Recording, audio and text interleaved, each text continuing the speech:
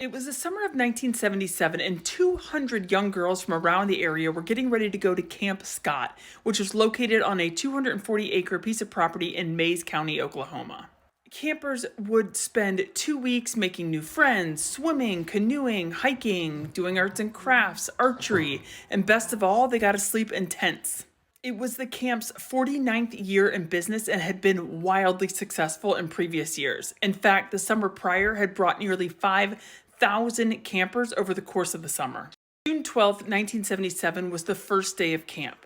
The camp was divided into sections based on the campers' age. So the youngest campers, aged 8 through 10, were in a section called Kiowa.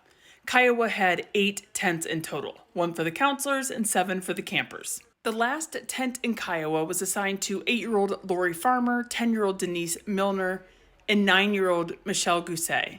The girls were excited to be at camp, but were also nervous being away from home. In fact, Denise Milner just about backed out from going after she learned that her 2 best friends weren't able to go this year. Her mom assured her that she would still have a good time and promised that she'd pick her up if she got too homesick. The first night at camp turned out to be a little boring because it started raining right after dinner. So instead of the girls singing songs and talking around the campfire, they were told to stay in their tents and hang out. The girls took the opportunity to write letters home to their families. Lori's letter said, "Dear Mommy, Daddy, Misty, Jolie, Chad, Kaylee, we're getting ready to go to bed at 7:45. We're at the beginning of a storm and we're having a lot of fun. I've met 2 new friends, Michelle Gousset and Denise Milner. I'm sharing a tent with them. It started raining on the way back from dinner. We're sleeping on cots. I couldn't wait to write. We're all writing letters now because there's hardly anything else to do. With love, Lori." Denise's letter home wasn't as positive. Hers said, "Dear Mom, I don't like camp. It's awful. The first day it rained. I have 3 new names, Linda, Lori, and Michelle. Michelle and Lori are my roommates. Mom, I don't want to stay at camp for 2 weeks. I want to come home and see Kathy and everybody. Your loving child, Denise Milner." After finishing up their letters and talking for a little bit longer, the counselors called lights out and the girls went to bed. At 6 a.m. the next morning, one of Kiowa's camp counselors, Carla Willite, woke up early hoping to grab a quick shower before the campers got up. As she walked down the trail towards the showers, she noticed 2 sleeping bags off to the side of the trail. Confused as to why they were there, she walked closer to investigate. As she approached, she discovered the dead and naked body of 10-year-old Denise Milner.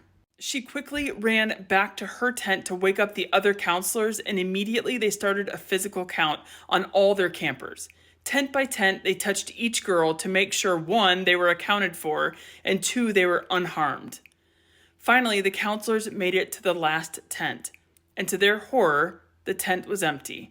All 3 girls were gone. They took off running to wake up the camp director and her husband.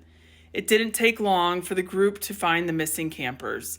Their naked and beaten bodies had been shoved into the bottom of one of the sleeping bags the counselor had seen on her way to the showers. All 3 girls, Denise, Lori, and Michelle, had been sexually assaulted and killed. Lori and Michelle had been bludgeoned to death, and Denise had been strangled. Immediately, police were called to start their investigation, but there was a pretty big issue they still needed to overcome. There were still nearly 200 campers on the property they needed to keep calm while they figured out how to get them away from the crime scene. The camp director decided it would be best to not tell the campers what had happened and just carry on as normal while they arranged for buses to be brought in. That said, some police recall hearing the children singing Girl Scout songs while they were investigating the murders of Denise, Lori, and Michelle. Later that morning, buses arrived and transported all the children back to Tulsa, where their parents were waiting to pick them up. Back at Camp Scott, police, FBI, and more than 600 volunteers searched for clues as to who could have done such a horrible thing. A few days after the murders, police were alerted to a cave that appeared someone had been living in. There were a number of items found, but most importantly were a pair of glasses that had been stolen from Camp Scott, a piece of tape which matched duct tape found at the murder scene, and 2 pictures of 3 different women. Looking for leads, police put the pictures on the nightly news to see if the public could offer assistance. Police end up identifying Jean Leroy Hart as their #1 suspect. Hart had been an assistant to the photographer who took the pictures. Hart was an escaped convict who grew up very close to where the cave had been discovered. He had been serving a 10-year prison sentence after being convicted of sexually assaulting 2 pregnant women and then leaving them tied to a tree to die. He escaped prison in 1973 and had been on the run for 4 years prior to the murders at Camp Scott. Hart was arrested for the murders and his trial began in March of 1979. Shockingly, the jury ended up acquitting Hart after stating that the prosecution had no evidence that definitively pointed to Hart as the killer. Hart was then sent back to prison to finish serving his previous sentence, but just 2 months after the acquittal, he died from a heart attack in the prison yard. For nearly 45 years, police continued to search for the girl's killer. Then in 2022, DNA testing was advanced enough to rule out every suspect except for one. Although he is dead and therefore can't be convicted, police are now certain Jean Leroy Hart was responsible for the murders of Denise, Lori, and Michelle.